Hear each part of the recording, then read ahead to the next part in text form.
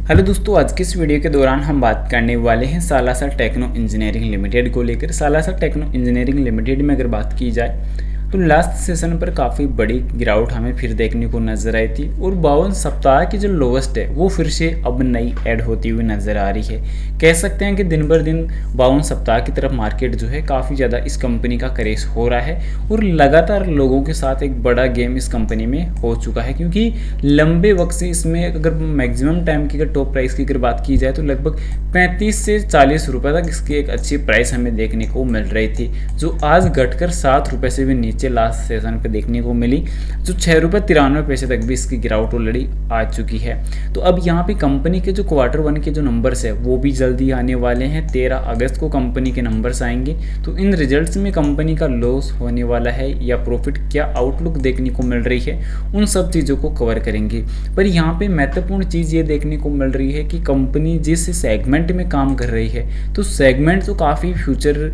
देखने को बड़ा नज़र आ रहा है, क्योंकि मेन चीज़ यही देखने को मिली है। क्योंकि सबसे पहले आप यहाँ पे चेकआउट करें फुल स्पेक्ट्रम ईपीसी, यानी कि ईपीसी में इंजीनियरिंग,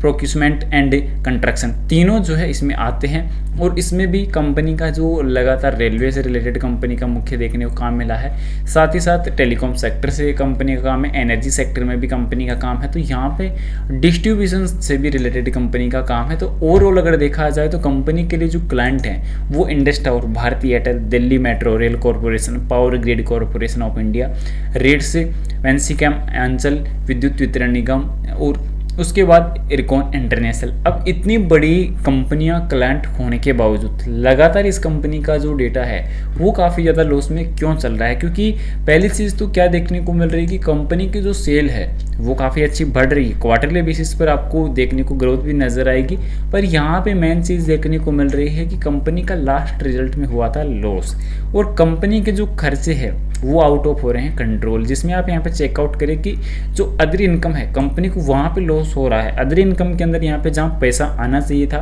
वहाँ पे कंपनी को गंवाना पड़ रहा है, जहाँ पे प्रॉफिट होना चाहिए वहाँ लॉस कंपनी का हो रहा है। इंटरेस्ट अगर चेकआउट करें तो इंटरेस्ट कंपनी का फिर बढ़ रहा है। तो ये सब चीज़ें कंपनी को कहीं ना कहीं चीज़ें दिक्कत कर रही है, और कंपनी का टैक्स पे आउट भी लास्ट रिजल्ट पर ज़्यादा हुआ है 206% का, तो लॉस होना जायज़ था और वही चीज़ें देखने को मिली। उसके अलावा अभी एनुअली तौर पर अगर कुछ डिस्कशन अगर किया जाए तो कंपनी की सेल यहाँ पर भी बढ़ रही है, पर कंपनी के जो खर्च है वो फिर से यहाँ पे इम्प्रूव हो रहे हैं, कि कंपनी के जो खर्चे हैं वो बढ़ रहे हैं। क्योंकि यहाँ पे जिस कैटेगरी में कंपनी कार्य कर रही है पूर्ण स्पेक्ट्रम ईपीसी में, तो इंजीनियरिंग, खरीद और निर्माण तीनों में अभी कंपनी का काफ़ी अच्छा भविष्य देखने को मिल रहा है। और नवीकरणीय ऊर्जा ईपीसी कंपनियाँ सौर, पवन और जल विद्युत जैसी नवीकरणीय ऊर्जा परियोजनाओं के लिए विकास में बड़े पैमाने पर शामिल है, क्योंकि ग्रिड आधुनिकीकरण, स्थिरता पर ध्यान और डिजिटल परिवर्तन, भू राजनीतिक कारक। तो लगातार जहां कंपनियों का भविष्य अगर देखते हैं, जिस कंपनी मल्टीपल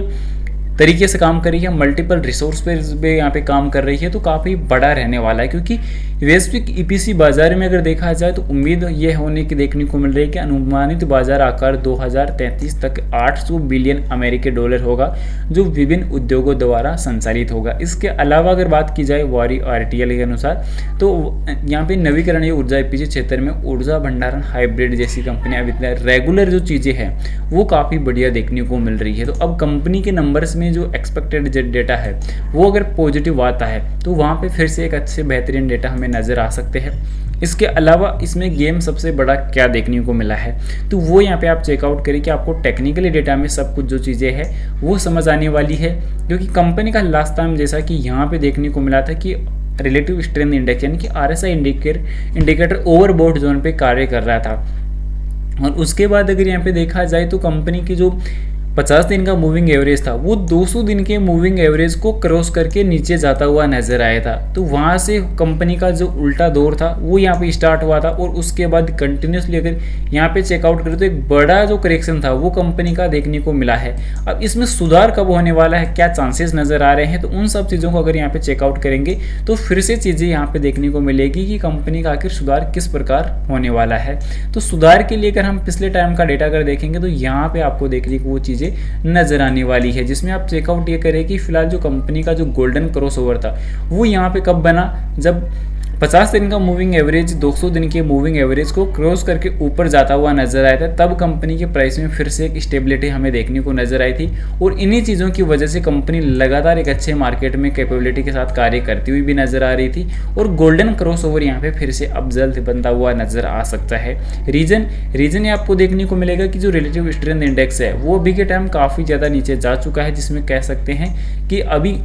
ओवरसोल्ड जोन के करीब ये कारोबार कर रहा है, जिसमें आज लास्ट सेशन की अगर बात की जाए, यानी कि शुक्रवार सेशन की अगर बात करेंगे तो 30.44 अंकों पे ये लास्ट क्लोजिंग कर रहा था। अब रिलेटिव स्ट्रेंथ इंडेक्स तो ऑलरेडी यहाँ पे काफ़ी डाउन जा चुका है, पर जैसे ही 50 दिन का मूविंग एवरेज यहाँ से अगर चेंज अगर होता है या धीरे धीरे यहाँ से चेंज होता हुआ अगर इस प्रकार जाता है, तो आगे एक टाइम आगे ऐसा आएगा कि जहाँ पर कंपनी का जो 200 दिन का मूविंग एवरेज हमें कंटिन्यूसली डाउनफॉल पे देखने को जो इस प्रकार नजर आ रहा है, तो अब नीचे अगर आता है तो वहाँ पे रिलेटिव स्ट्रेंथ इंडेक्स यानी कि 50 दिन का जो मूविंग एवरेज है वापस यहाँ पे अप साइड पे जाएगा, तो 200 दिन के मूविंग एवरेज को ये क्रॉस करेगा, तब एक बार फिर से गोल्डन क्रॉसओवर की जो अपॉर्चुनिटी है वो बनती हुई नजर आएगी। अब यहाँ पे क्वार्टर 1 के लिए डिविडेंड बोनस को लेकर अगर चेकआउट करें तो डिविडेंड बोनस इस कंपनी ने अभी अनाउंसमेंट किया नहीं है, पर यहाँ पे एल्गो क्वांट फिनटेक लिमिटेड ने अच्छी अनाउंसमेंट यहाँ पे कर दी है अपने निवेशकों के लिए, जो आप यहाँ पे चेकआउट कर सकते हैं, क्योंकि अपने निवेशकों को कंपनी ने बोनस इशू कर दिया है, स्टॉक स्प्लिट इशू कर दिया है,